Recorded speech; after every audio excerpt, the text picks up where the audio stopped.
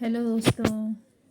आज बहुत दिनों बाद मैं आपके सामने फिर अपनी कोई एक छोटी सी कहानी लेकर आ चुकी हूँ। मेरी वीडियो साफ़ नहीं आ रही होगी, शायद कैमरे के लेंस में कुछ लगा हुआ है। तो मैं एक नई कहानी लेकर आ गई दोबारा से। वॉल्यूम भी शायद आपको क्लियर या कम सुनाई दे। क्लियर नहीं, कम सुनाई देगी शायद। मुझे पता नहीं चलेगा, वीडियो अपलोड होने के बाद पता चलेगा वॉल्यूम का क्या हिसाब है। तो मैं आज आपके सामने एक नई कहानी ये लेकर आई हूँ कि सर्दियों के टाइम ना गांव में, जब मैं गांव में रहती थी, मेरे पास प्रीवियस अपना पास्ट की ही सारी स्टोरीज रहेंगी जब तक मैं ये चैनल चलाती रहूँगी। पास्ट की और प्रेजेंट की दोनों। फ्यूचर का मैंने अभी जो भी है वो मैं कविता के रूप में लिखती हूँ या कहानी पेंटिंग के रूप में दिखाती हूँ। तो फ़िलहाल मैं आपको पास्ट की सुनाती हूँ कहानियाँ। तो पास्ट में ना मुझे बचपन में मेरी नानी कहानियाँ सुनाती थी, बहुत कहानियाँ सुनाती थी जो अभी तक दिमाग में घर कर रखी हैं उन्होंने। तो एक कहानी थी उसमें कि एक ना राजा होता है, तो उस राजा का राजभार संभालने के लिए उसके पास रानियाँ होती हैं बहुत सारी। तो उसके पास 6 या 7 थी और उन सबको आगे अपना राजभार संभालना था। बच्चे होते तो राजभार संभालने का निर्णय होता है, जब तक राजा जवान था राजा ने करना था। जैसे ही राजा बूढ़ा होता गया तो उसके बच्चे आगे वंश चलाते। तो उसके ना टाइम पे बच्चे नहीं हुए तो उस टाइम क्या होता था कि अब क्या जाने कौन सा टाइम था, वो कौन सा युग था या कौन सा सन था, हमें नहीं पता। तो उसने ऋषि मुनियों का टाइम था, तो ऋषि मुनि ना कुछ जड़ी बूटी देते थे रानियों को खाने के लिए, जिनसे उनके भगवान की पूजा करने के बाद उनसे बच्चे हो जाते थे। तो वो राजा भी ऐसा ही युग से आता था। तो उसने क्या किया कि ऋषि के पास गया। उसने बोला कि मुझे अब अपना वंश आगे बढ़ाना है, राजभार संभालना है, मेरे पास बहुत ज़्यादा बोझ हो गया है, तो मैं क्या करूँ। तो ऋषि ने बोला ठीक है, आपको अपना वंश चलाने के लिए लड़के या लड़कियां जो भी चाहिए वो आपको जड़ी बूटी खाकर मिल जाएंगे। तो वो बोलता है कि चलो मैं आपको एक जगह बताता हूँ, वहाँ पे ना एक पेड़ है, उस पेड़ पे फल है, शायद आम का पेड़ था वो या पता नहीं कौन सा पेड़ था, ध्यान नहीं मुझे सही से, पर रहा होगा कोई जादुई पेड़। उस पे जो फल है वो आपको लाने हैं, तोड़ने हैं और हर रानी को एक एक देना है, ठीक है। तो और पत्थर को एक बार ही फेंकना है, बार बार नहीं फेंकना, मतलब एक निशाने में एक पत्थर, एक फल टूट जाना चाहिए। उसने कहा ठीक है, तो वो चला गया। तो वो वैसे ही करने गया, उसने निकाले फल और तोड़ कर ले आया। लास्ट फल मतलब 7 रानी के लिए 7 फल तोड़ दिए। एक एक्स्ट्रा तोड़ना चाहता था अपने लिए, तो वो पत्थर अटक गया। उसने ऋषि ने बोला था एक्स्ट्रा यूज़ करोगे तो जादू गड़बड़ हो जाएगा। तो उसने बोला ठीक है। तो पर उसने फिर भी ऋषि की बात नहीं सुनी और एक्स्ट्रा यूज़ किया, तो वो पत्थर अटक गया। और फिर वो ऋषि के पास गया कि ऐसे से हो गया। ऋषि ने बोला कि भाई मैंने तुम्हें बोला था मत करना ऐसे, तुमने क्यों किया, अब वो पत्थर नहीं आएगा नीचे। तो उसने ऋषि से क्षमा याचना की और अपने महल में चला गया वापस। तो जब वो महल में वापस गया, वहाँ पे भी उसने गलती कर दी। क्या करी कि पहले तो उसने सारे फल 6 रानियों को 6 फल दे दिए।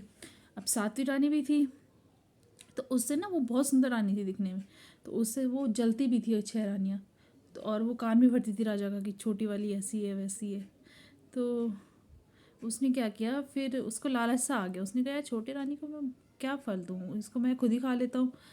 भूख लगी होगी, सारे अच्छे फल दिखे होंगे उसे खाने में। उसने कहा चलो फल ही है, मेरे पे क्या यूज़ करेगा, लड़कियों के लिए तो वो प्रेग्नेंट करने के लिए था, मेरे लिए थोड़ा ना होगा, मैं तो लड़का हूँ, राजा हूँ। तो उसने खा लिया वो फल और उसने जूठा ना गुठली जो थी वो उसकी दहलीज में फेंक दिया, छोटी वाली के। छोटी वाली भी थोड़ा सा रहा होगा उसमें रस वस, तो उसने सोचा होगा कहीं से पेड़ से गिर गया है, किसी ने छोड़ दिया। तो उसको भूख लगी थी बहुत, जिस भी टाइम की थी, तो उसने खा लिया। ऐसा मतलब मनगढ़ंत है कहानी, पर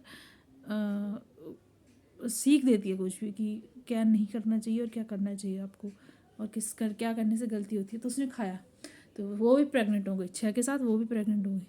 अब वो प्रेग्नेंट हो गई तो राजा चौंक गया, भाई मैंने तो झूठा फल फेंका था पहले पहले तो इसको, और ये कैसे हो गई। 6 रानियाँ और किलस गई।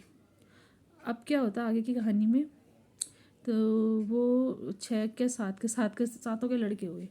अब एक जब वो बड़े हो जाते हैं तो उनको ना नौकरी के लिए भेजा जाता है, मतलब राजभार आगे बढ़ाने के लिए भेजा जाता है कि आगे जाओ अपना राजभार संभालो, कैसे संभालोगे। तो वो बड़े होते हैं तो वो कहते हैं कहीं भेज देते हैं युद्ध में आक्रमण करने या कुछ व्यापार करने भेज देते हैं उसको, उन सातों बच्चों को। तो छोटी वाली अपने बच्चे के लिए कहती है कि बेटा ढंग से जाइयो, ध्यान से जाइयो, ध्यान से आइयो। तो उसको ना सुअर का रूप मानते थे वो, छोटे वाले को। अब वो रूप सिंबल किस तरह का सिंबलाइज करता था मुझे समझ नहीं आया, पर सुअर का मानते थे। तो चलो वो भी चला गया अपने घोड़े लेकर। जब वो घोड़े लेकर गया तो क्या हुआ कि 6 भी चले गए, वो 6 भी गए, वो सातों गया किसी रानी के इधर पहुंच गया जहाँ रानी का स्वयंवर चल रहा था। अब रानी का स्वयंवर चल रहा था, वो उस जगह पहुंच गया। तो वो तो सुअर के रूप में गया, तो राजा अपनी बेटी का स्वयंवर कर रहा था वहाँ पे। तो वो जैसे ही उस रानी को ये था कि उसने माला फेंक दी थी भीड़ में कहीं, और जिसके गले में जाती तो वो राजा बन जाता, उस रानी का हस्बैंड बन जाता, राजा बन जाता। अब वो सुअर जो था, मतलब वो 6 रानियों का 7वां जो बेटा था, 7वीं रानी का जो बेटा था, वो भी उस भीड़ में स्वयंवर में गया हुआ था। अब उसने क्या किया, देखा वो गले में उसके पड़ गई माला, वो चौंक गया। उन्होंने देखा रही है तो सुअर है, इससे इसकी शादी कराएंगे। तो उन्होंने उसकी माला तो उतार दिया, उसको भगा दिया वहाँ से।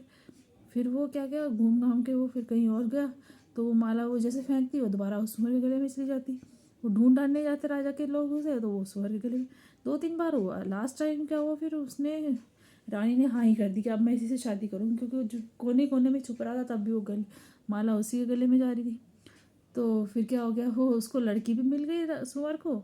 और फिर उसके बाप ने, मतलब उसके पिताजी ने उसको जो राजधन दिया होगा अपनी बेटी को, वो भी ले गया अपने साथ। वो तो मतलब इतना कुछ कमा के ले गया वो अपनी मम्मी के लिए, ठीक है। और वो जो 6 लड़के और थे, वो भी कुछ ना कुछ कमा के लाए, पर उससे कम लाए।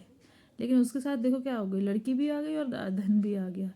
और माँ को खुशी भी हो गई कि चलो मेरा बेटा, जिसके लिए सोच रहे थे कि इसको कुछ नहीं मिलेगा, ना राजधन मिलेगा, ना राजभार मिलेगा और ना लड़की मिलेगी, वो सब कुछ लेके आ गया। तो वो जब घर आता है तो वो इतनी सारी चीज़ें लेकर आता है, तो सबसे पहले घोड़ा उसी का होता है। और सातों 6 के 6 पीछे पीछे आ रहे होते हैं सर झुकाकर अपनी माँओं के लिए, क्योंकि वो भी चलते थे उससे। तो कहानी ये बताती है कि एक तो किसी से जलना नहीं चाहिए, दूसरा किसी पे कमेंट नहीं पास करनी चाहिए बिना जाने हुए, और तीसरा अपने काम पे फोकस रखना चाहिए और अपने बड़ों का आदर करना चाहिए, और लालच कभी नहीं करना चाहिए। देखा उससे आपने क्या क्या नुकसान हो गया था, पर बचा दिया क्योंकि छोटी रानी के विचार अच्छे थे, उनके सदाचारी थी वो, और घर का अच्छा सोचती थी। तो यही था कहानी का निष्कर्ष। आगे और नई कहानियाँ लेके आऊँगी अच्छी अच्छी। अगर आपको अच्छी लगे तो कमेंट में लिख देना। मैं ऐसी कहानियाँ सुनाती हूँ, मेरे को पुराने टाइम की कहानियाँ, ऐसी कहानियाँ सुनती थी और मुझे अच्छी लगती थी, तो मैं सुना देती हूँ। क्या किसी को अच्छी लग जाए तो अच्छी बात है, और जब मुझे अच्छी लगती है तो फिर मैं चाहती हूँ मैं औरों को भी सुनाऊँ। मेरे साथ ये पंगा है थोड़ा, ठीक है दोस्तों। और मेरे बोलने का तरीका, कन्वे करने का, मैसेज करने का तरीका बहुत आम रखती हूँ मैं। ना कोई शुद्ध हिंदी, ना कोई कैजुअल ऐसे कुछ कि लोग लगे कि हाँ सही है, मतलब इस तरह का प्रेजेंटेशन बड़ा अच्छा है, ऐसा नहीं। मैं नॉर्मल रखती हूँ कि जैसे हम आम इंसान बात करते हैं। तो मेरा चैनल है और मेरे चैनल में ज़्यादातर मेरे यहाँ के लोग होते हैं, तो उनको ऐसा ही तरीका पसंद आता है, इसमें कोई दो राय नहीं। धन्यवाद, सुनते रहिएगा, प्यार देते रहिएगा। Take care, bye bye.